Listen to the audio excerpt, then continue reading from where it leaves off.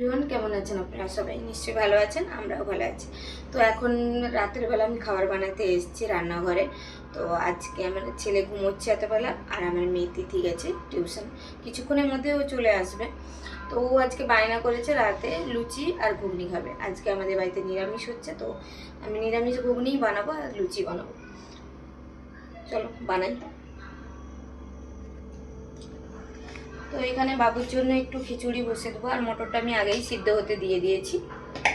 তো খিচুড়িতে আমি এখানে বিটরুট একটু দেবো। সবজির মধ্যে শুধু ডাল, সবজির মধ্যে শুধু বিটরুটটাই এতবেলা আমি দেবো, আর কিছুই দেবো না। একটুখানি বিটরুট দেবো, বেশি এতবেলা হিজিবিজি সবজিও পছন্দ করছে না। তিথি গেছে টিউশনে, নইলে ওই আমার ক্যামেরাটা ধরে দেয়, তাতে আমার অনেকটাই সুবিধা হয়, বেশি এডিট করতে হয় না।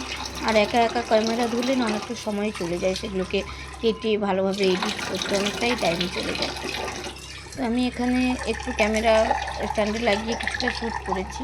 আমার এডিটিং করতে না অনেকটা প্রবলেম হয়, খুব একটা ভালো এডিট করতে পারি না।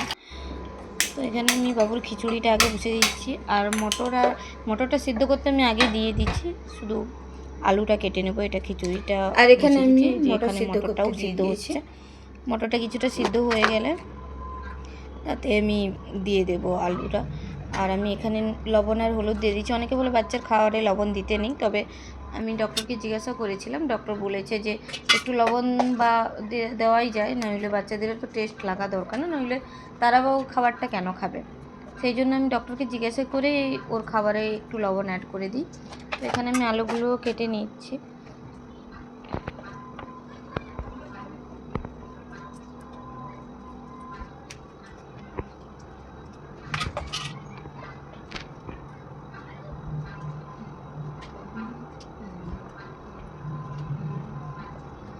আমার মেয়ে আজকে দুপুরবেলা বিকেলের থেকে না খাওয়া দাওয়া করে যায়নি, তো সেই জন্য ওর এসেই খিদে লেগে যাবে। তো জিজ্ঞাসা করবে রান্না হয়েছে কিনা, তাই একটু তাড়াতাড়ি করে রান্নাবান্নাটা করতেছি। কিন্তু হয়নি, উঠে পড়ে কিন্তু রান্নাবান্না করতেই বাবু উঠে পড়েছিল, করা শেষ হয়নি, উঠে পড়েছে।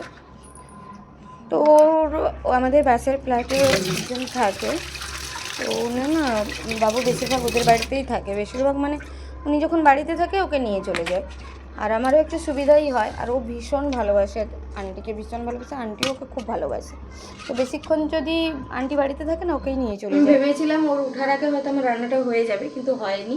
আমি ওখানে বাবুর খিচুড়ি আর মটরটা সিদ্ধ করতে দিয়েছি, আর তার মাঝেই ও উঠে পড়েছে। তো উঠে পড়লে ওর আন্টি এসেছিলো খুঁজতে, ওকে ডাকতে এসেছিলো, কিন্তু ও ঘুমোচ্ছে বলে চলে গেছে। এখন আমি ওকে আমার পাশের বাড়িতে ওর আন্টির কাছে কিছুক্ষণ ছেড়ে দিয়ে আসবো। তো দিয়ে আসি ওকে, তারপরে আমি রান্নাটা কমপ্লিট করবো। তো আমি ওকে আন্টির বাড়িতে ছেড়ে দিয়ে এসেছি, ওখানে কিছুক্ষণ ও খেলা করুক। আন্টি আছে, দাদা আছে, আঙ্কেল আছে। আমি এখানে বাকি রান্নাটা শেষ করতে এসেছিলাম।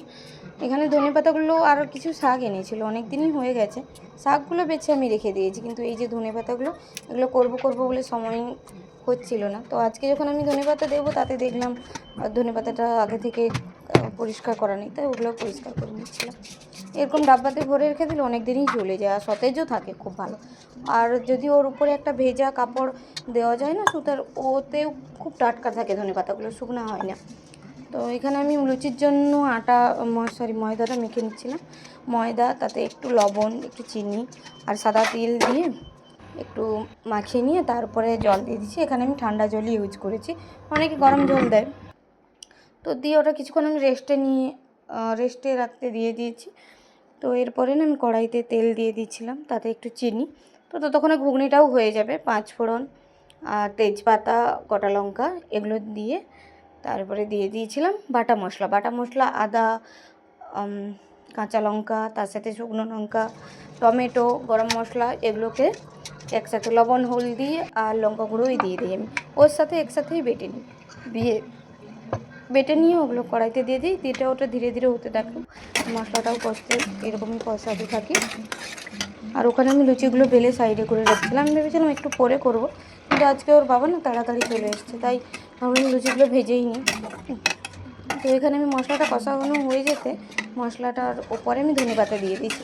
আমি না তরকারিতে ধনেপাতা দিলে এমনভাবেই দিই, লাস্টের দিকে দিই না, এই কষানোর মাঝখানে আমি দিই, কিন্তু টেস্টটা খুব ভালো আসে। দিয়ে একদিকে আমি লুচিটা ভেজে নিচ্ছিলাম আর একদিকে ঘুগনিটা তো হতেই ছিল। আর তিথিও স্কুল টিউশন থেকে চলে এসছে, তো জিজ্ঞাসা করলো যে ভাই কোথায়, আমি বললাম আন্টি বাড়িতে আছে, তাই ও চলে গেল, হাত পা ধোয়া নেই কিছু নেই, ও চলে গেল ভাইয়ের সাথে আগে দেখা করতে, তারপরে এসে চেঞ্জ করবে।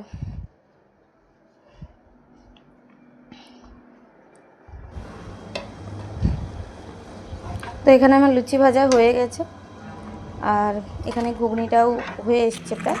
তো এর উপরে আমি দিয়ে দিয়েছি মটর আলু সেদ্ধ। নুন হলদি আগে থেকে আমি দিয়ে রাখছিলাম, তো লবণটা একটু দেখে দিতে হবে। তার উপরে দিয়ে দিলাম গরম জল, দিয়ে ফুটতে দিতে থাকবো। তারপরে যেরকম দেখবে, যার যেরকম গ্রেভির দরকার সেভাবে দেখে নামিয়ে নিলে হয়ে যাবে ঘুগনি নিরামিষ।